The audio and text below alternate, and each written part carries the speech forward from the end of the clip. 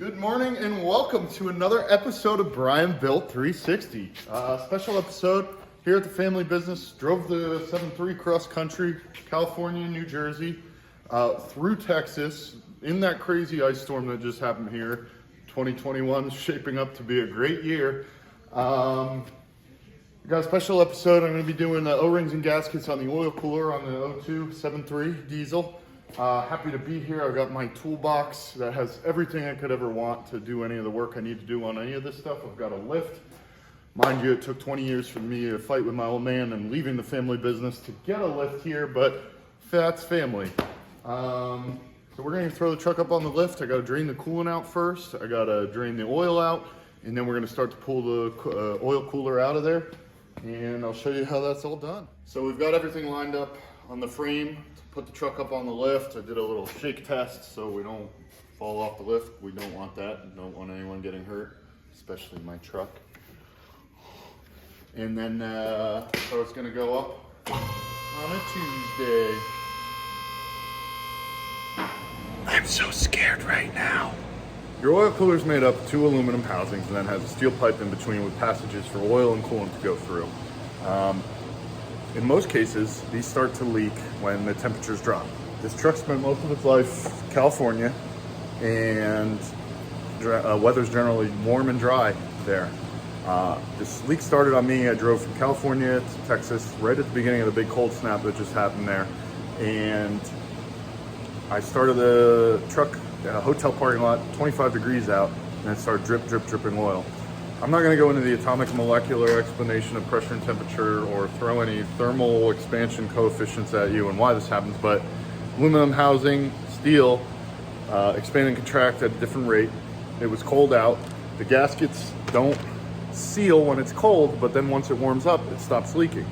That's the best time to catch this and then do this job, so that way you prevent yourself from leaking all of your coolant or all of your oil out and doing catastrophic engine damage. The oil cooler on this engine is made of 2 aluminum housings and then a steel cylinder in which both oil and coolant flows through. So you've got one up here that bolts to the front cover of the engine, and then it comes towards the back of the engine here, bolts to the side of the block, and our oil filter housing is part of that as well. As you can see, the oil's been running from the front to the back down to the filter. We parked it in here overnight and she marked her territory. So I'm going to drain my oil, then I'm going to drain the coolant. I'm going to reuse my coolant. I just did a coolant change less than 5,000 miles ago, big flush. And then I can start to pull the oil cooler off. So quick look, we drained our engine oil from where we always do. We took our oil filter off from where we always do.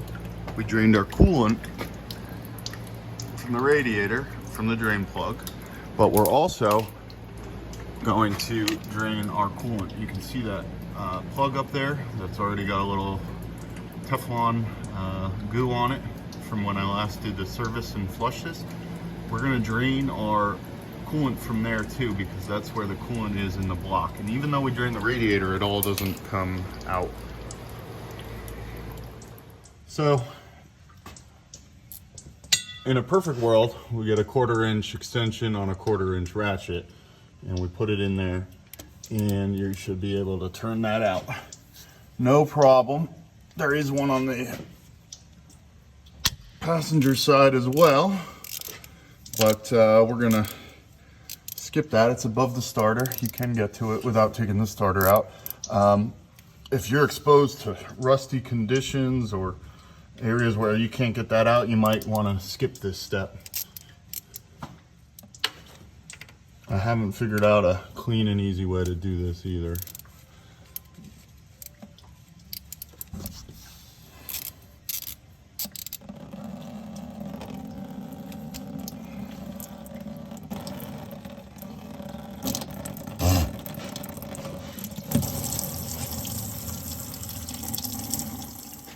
If you have a block heater, you're going to want to get this little metal clip off here. You can pry it back a little bit off the threads. That's what retains that plug in there. And then you should be able to unplug it just like that. So at this point, we're ready to take out our bolts on the back housing, which is this bolt here, and that bolt here. That's an additional plug in case you wanted to hook up an oil pressure gauge. So that stays in. So 1, 2, 3, they are 10mm heads. I'm gonna break them loose with this larger ratchet.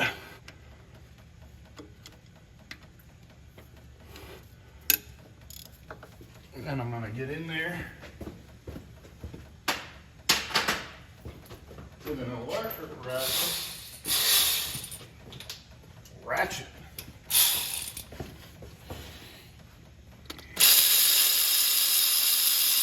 One, find it. Two. What? Got the camera right in the way. 3. So for ease of access, I'm going to remove the lower hose. If you don't have one of these tools, they've probably come down in price. You should get one. They are made specifically for these style hose clamps. Let's see, get you up there.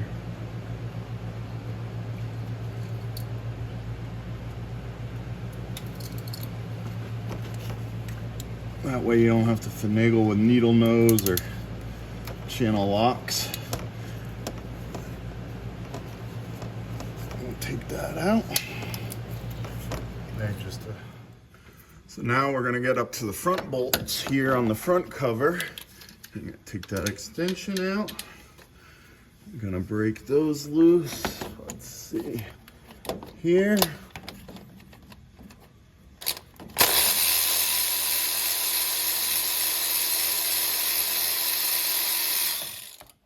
That one out.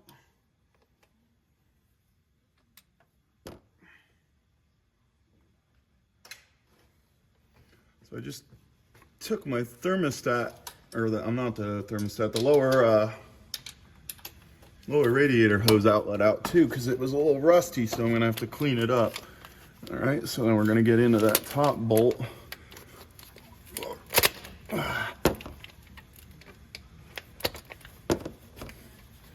Gonna break that loose.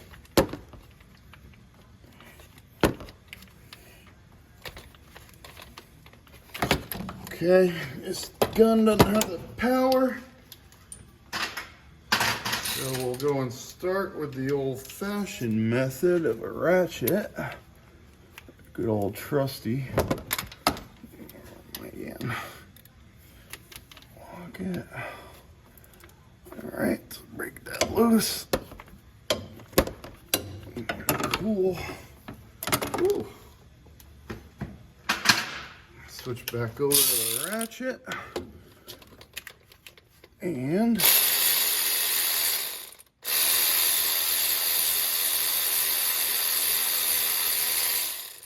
probably see all that oil dripping out right now. We've unbolted the oil cooler. Once that's unbolted, we're going to snake it out of the back here.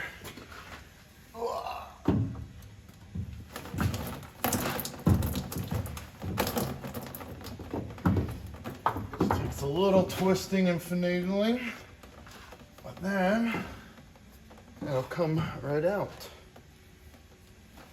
I'm really big on cleanliness with projects like this, so I'm going to take everything and clean it in the parts washer right now before I disassemble it.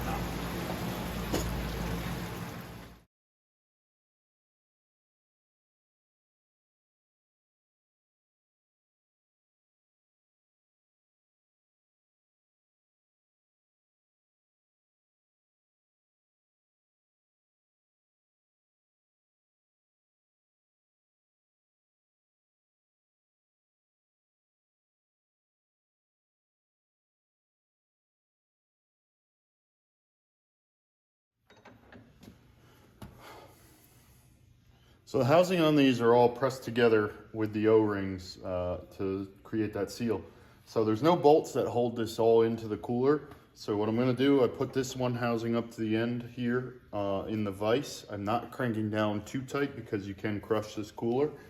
And I'm getting a block of wood here, and I'm going to try to tap this off here with a hammer so we can remove this to get to the O-rings and then clean that out. So here we go.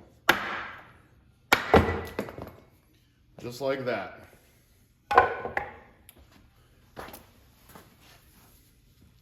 Now I'll flip it around. I'm going to put it on the lip here. That's the part of the steel in the cooler. And then tap this side off as well. Whoops. Hell, I'll just do it for you.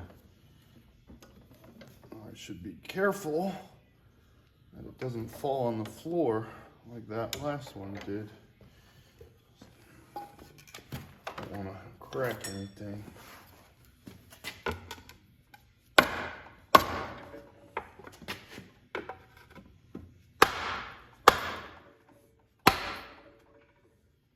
This side's being a little more stubborn.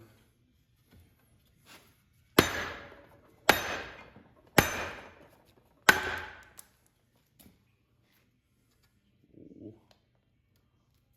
Might have wedged in there. It's not a good thing. Let's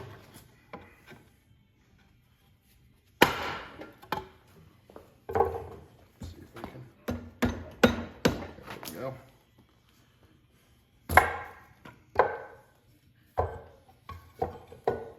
That's how that comes apart. And then you'll see you got your O-rings in here. We've got our new kit here, so we're gonna take these off and then clean this up. Just remembering the order that it all goes in too, with your O-rings, because you have a thick one. So I just went to remove these, and if you look closely here, you can see that they're square. The O-rings, which are supposed to be O-shaped, have gotten squared off on the inside of the cooler. The outside ones, by the coolant side, they are still pliable. I went to do the oil side of them, and it is hard as a rock, and it cracked. You know, so this is what happens after time. They just, from vibration and heat and cooling, is they start to get flat. And then over the years, they get dry. I mean, look at this. It just broke apart. That's supposed to be good, pliable, tight fit when they're new. And this is what happens over time, and that's how that leak started. Crisis averted. I'm having a hard time getting this other one off here because of how dry it is. So see right there, it just cracked when I tried to pry that up. So that's how it's going to be. Dry and cracked. That's why we're in here to replace these. I went to my bench grinder on the wire wheel and I cleaned up around the surfaces where the O-rings are on the oil cooler. There's definitely a little corrosion inside of the cooling system. At one point the truck did sit for about 1.5 years with only water in it, and I took a long time flushing it. But there's no corrosion on here that looks detrimental to the O-ring seals or to the oil cooler itself. Sometimes these can get really bad corrosion in the cooling system, rust through, and then you get coolant in your oil, or vice versa. So I want to get inside of this housing, clean up in there too. I've got this cone style and then a round style that both fit right about in there. So I'm going to put that down in there to clean up around the edges and the lips where it's sealed.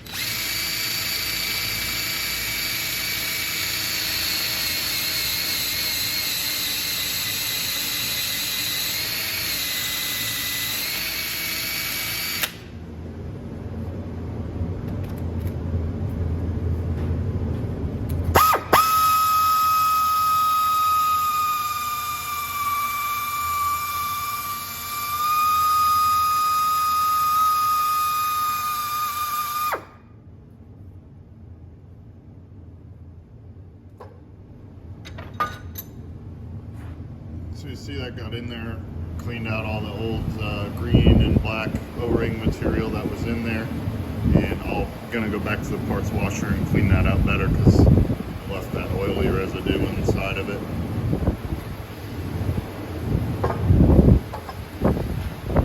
Definitely want to do it with both housings. So you can see some of the lip it left with the old O-ring, as well as down in there. Left a lot of old material in there. So from closer look, it appears as if there was some corrosion and rust right here on the housing. And this is where that oil leak was coming from. It was on both housings. I already cleaned the other one off. So I'm gonna use this cleaner with this plastic disc. It's stiff enough to clean, but it won't damage the aluminum, to clean this off. And then we'll have a nice fresh mating surface. I'm gonna go back to the truck in a couple minutes. Once this is done, take those gaskets off and make sure those surfaces are clean as well. And you can see mostly on the coolant passage side, there was quite a bit of corrosion that occurs. And that's where we got to be careful with that mating surface to make sure that any of that pitting or corrosion doesn't create a bad seal. I'm working with Felpro Kit ES Edward Sam 7.2 Now this came with 2 of the thick gaskets for the oil side, and it came with 4 O-rings for the coolant side. On the oil cooler I have, I'm only using 2 of the small ones. And then it also came with the oil filter housing and the other housing gasket. So I'll be putting these on now that we've got everything cleaned up. When you go to put these on, always good to use a little spray lube. I prefer and have an obsession with fluid film for whatever reason. It just works for so many different applications. So spray that on there. Wiggle. Get this new O-ring on, make sure I don't roll it or cut it while putting it on here. Alright, that's that thick one on the bottom. Spin it around. I'll even put some of that spray on it as well. And we're going to take our small one, and I still got that on my fingers. Put that right in there against that stopper. Flip over, repeat. So now we're going to get those housings back on here. If you have a press, it makes the life a lot easier. I've done this without a press before, but there is enough surface on the housings to get the dye on there, as well as a flat surface on the bottom. Now I've got this old piece of angle iron, and I'm using that to try and line up, put it flat on this one surface and put it flat on the other and check for gaps. So that way I can press it on, and hopes that everything's gonna be equal, and that way it bolts up good. If it's off just a little bit, that's okay. There is a little play in that as it goes in. You gotta make sure your pin lines up to go into the that notch in the housing on the back side.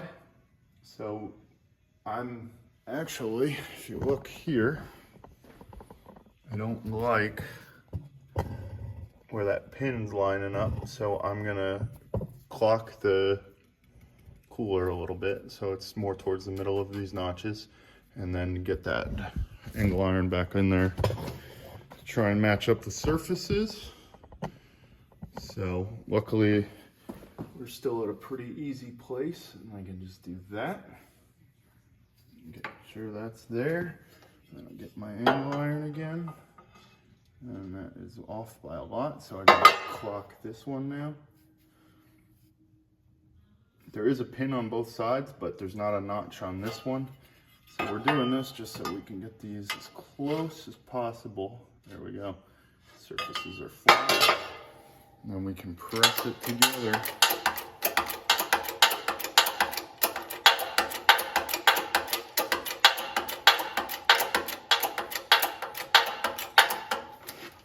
So that will go down. press some more here. That bottomed out. Don't want to go too much. You could very easily damage this with the press. But now those O-rings are pressed in there, so I can take the pressure off. And then we've got that all back together. Nice seated inside of there and inside of there with the new O-rings. So now we're gonna get back up under the truck. I'm on the back side now. You can see this old gasket.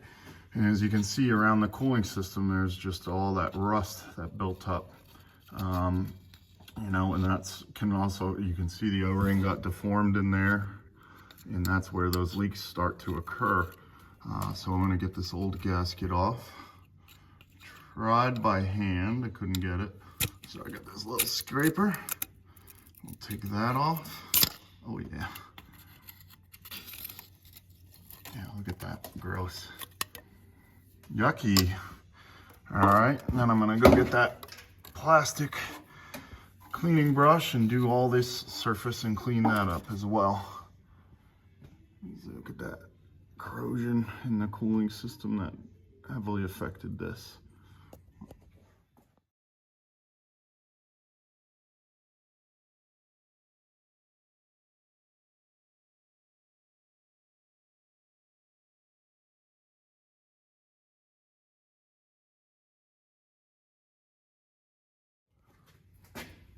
So we got a lot of that cleaned up. It was actually, the corrosion was pretty bad in the pitting, so I had to use a sanding disc, and I will put a small bead of silicone in there as I put it back together too. The only alternative to that is to replace the engine block, and not feeling up for that right now. Okay, so we got in the front one, we cleaned that one up as well, so now we're ready to get the oil cooler up in the frame rail and lined up as well. So I got a little dab of silicone on that mating surface. Now it's time to sneak the oil cooler back up in there.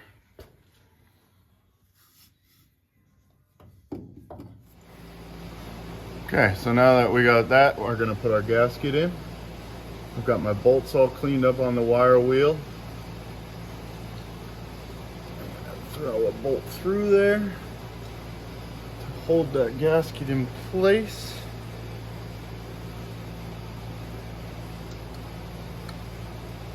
Two. All right.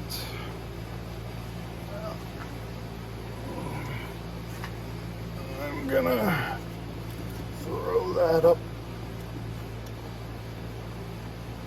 Come on. All right. There's that.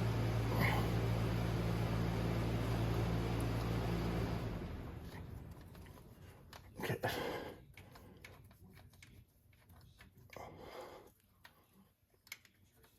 I've got one hand started. Now I'll go do the gasket on the front. Get that started. That will help tremendously.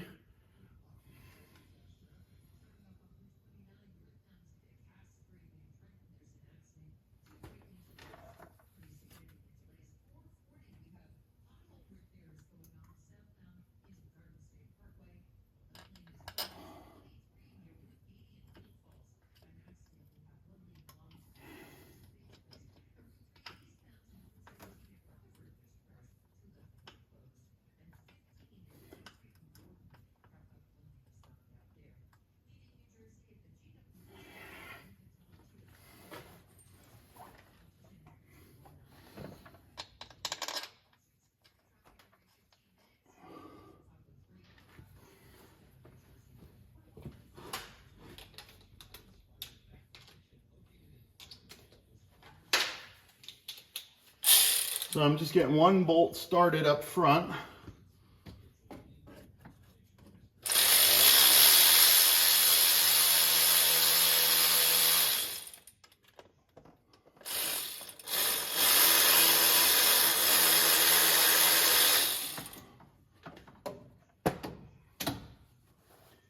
And I got the one in the back, that way if there did have to line up a little better, with that front and back with the O-rings. It's got some bolts in place to hold it in place now. So let's see.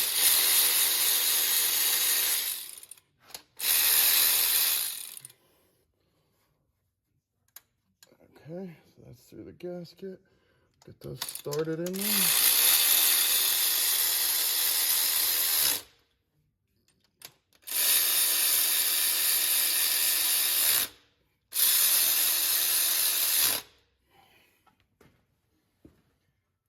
Bring those other ones up front all the way in.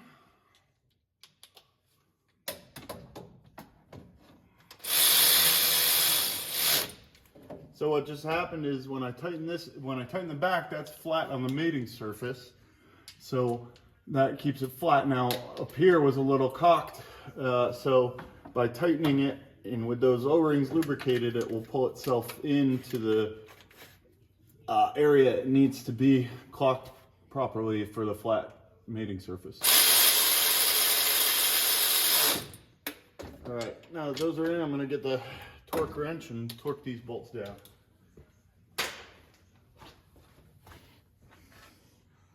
Okay, so now every one of these bolts we're going to torque down to 18 foot-pounds. Oh.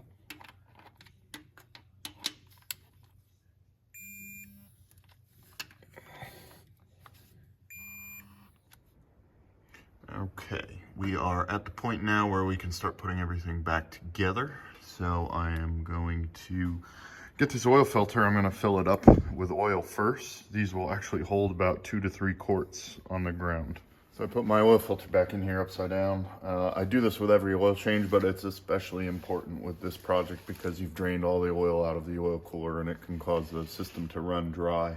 So always try to do this before an oil change or a project like this. But this will fit about 2 to 3 quarts inside of this as the filter absorbs the oil. So you want to fill that up just so.